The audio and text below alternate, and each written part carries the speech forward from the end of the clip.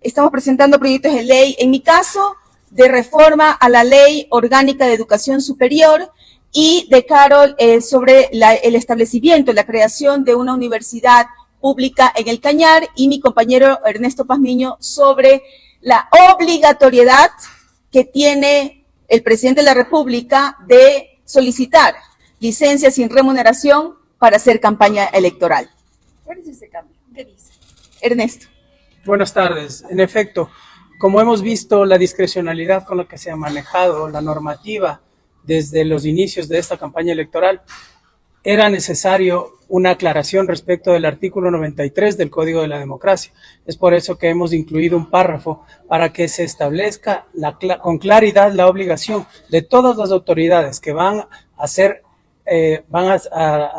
pasar por la reelección de solicitar a la Asamblea Nacional la respectiva licencia sin remuneración, como corresponde, y dejar así las interpretaciones antojadizas que se han dado por parte de sectores. Porque ya se establece esa obligatoriedad, ¿no? Pero se establece, pero no hay la claridad, y justamente eso es lo que nosotros estamos poniendo, un párrafo donde quede taxativamente claro la obligación que tienen las autoridades que van a acudir a las elecciones como reelección, de pedir la licencia a la Asamblea Nacional. Para que no ocurran los vacíos que están sucediéndose ahora con el fallo de la Corte. Para que no ocurran los vacíos y para que justamente le demos al país certeza jurídica y certeza constitucional. ¿Pero qué dice el párrafo? Permítame, le leo el párrafo específicamente. Hasta eso quiero decir que la Corte Constitucional ha dado la razón a la Asamblea Nacional. El presidente de la República debe respetar la sucesión presidencial y debe solicitar licencia sin remuneración para hacer campaña electoral. Ernesto. Ya. A ver, el párrafo específicamente nos dice, artículo 1, reformar el artículo 93 de la Ley Orgánica Electoral,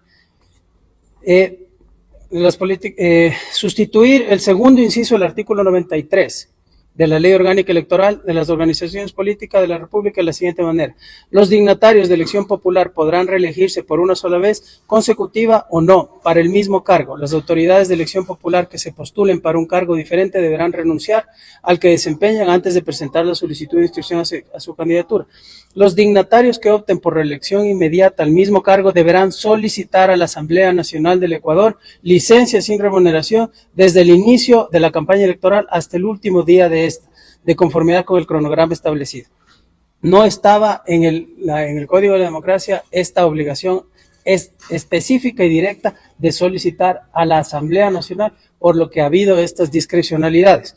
Añadir en el siguiente inciso al final del 93, la reelección para aquellas personas que se postulen como candidatos tanto para la Asamblea como para la Presidencia de la República no constituye un nuevo periodo computable para el caso de una eventual reelección, sino única y exclusivamente para terminar el resto de los respectivos periodos. Por lo tanto, están obligados a pedir la respectiva licencia sin remuneración conforme lo establecido en el segundo inciso. Esto para ir de la mano con la sentencia interpretativa de la Corte Constitucional del año 2010 que tanto han manoseado las últimas autoridades. Y yo quiero decir algo sobre los jóvenes, tanto por ahí hablan de manera populista sobre los jóvenes. Estos son los cambios que requiere el país desde nuestra compañera Carol Regalado. Adelante. Muy buenas tardes con todos. Efectivamente, es un proyecto de ley basado en mi generación, en los jóvenes. Si bien es cierto, los jóvenes en el Ecuador están sufriendo dos índices muy altos, que es la falta de empleo y la falta de educación. Es por esto que yo he trabajado en este proyecto de ley con el único propósito de que la educación como arma protagonista para los jóvenes, para que puedan aportar de manera positiva en la sociedad, desde esta asamblea se vele por los derechos de la juventud, de los jóvenes del Ecuador, se vele y que sea creada esta universidad en mi cantón La Troncal, que pertenece a la provincia del Cañar. Desde el espacio en el que ahora me encuentro, me siento en el compromiso de velar por mi generación y por que ellos cumplan sus sueños y sus objetivos en este país que los vio nacer.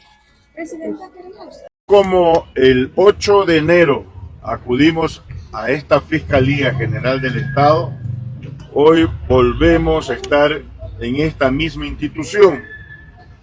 El 8 denunciando a Daniel Noboa y a doña Cynthia Gilibert por arrogación de funciones, por usurpación de funciones, en vista de que había dictado 2 decretos que encargaba la presidencia de la República a la señora Cynthia Gilibert Mora.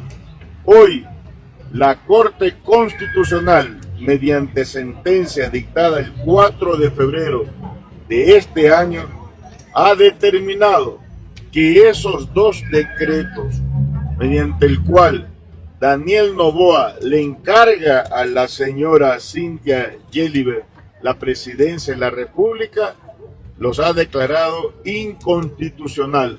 Por lo tanto, se afirma nuestra denuncia de que la señora Cynthia Gilibert ha usurpado función pública y que Noboa también ha cometido el mismo delito. Habiendo ya pruebas más que suficientes, pruebas que dan elementos de convicción, venimos a solicitarle a la fiscal general del Estado que de manera inmediata pida audiencia ante el juez para la formulación de cargos y se inicie el proceso penal que corresponde tanto a Daniel Noboa Sin y a Cynthia Natalie Gilibert Mora por los delitos de usurpación de funciones públicas. Aspiramos que apliquen el principio de celeridad en la justicia para que estos abusos de poder sean sancionados con todo el peso de la ley. Por eso el día de hoy vamos a entregar este pedido a la Fiscalía para que de manera inmediata actúe. ¿Y usted cree que va a haber respuesta de la Fiscalía? ¿Tuvo alguna acción la primera denuncia que hizo? Bueno, si ya hay una sentencia de la Corte Constitucional que confirma nuestra denuncia, que es prueba más que suficiente para demostrar el delito, la Fiscalía no le corresponde, no tiene otra cosa más que hacer que iniciar las acciones que la ley le manda y le obliga. Es decir, con esta sentencia, que son los elementos de convicción, debe de manera urgente pedir al juez la formulación de cargo. Caso contrario, la misma Constitución no faculta el derecho a la resistencia cuando se pretenda vulnerar o afectar derechos de las personas. Y aquí se está afectando derechos de la ciudadanía a ejercer denuncias y sobre todo a tramitarlas y a concluirlas sancionando a quienes han actuado violando la Constitución y la ley, como es Daniel Noboa y la señora Gilibert. Bueno, también ya el Tribunal Contencioso Electoral ya ha calificado la denuncia. También estamos en espera de la audiencia. También presentamos la denuncia en la Contraloría General del Estado, con el propósito de que actúen por peculado. También de manera inmediata la Fiscalía debería actuar en contra de Gilibert, sabiendo que estaba prohibido, impedido por la ley, no podía asumir dicho cargo. Habiendo anticipado nosotros con la denuncia que presentamos en la Fiscalía, ella actuó como presidenta y utilizó bienes y recursos del Estado, que también debe la Fiscalía iniciar acciones por peculado. ¿Candidato cree que estas denuncias afecten la candidatura del presidente Noboa?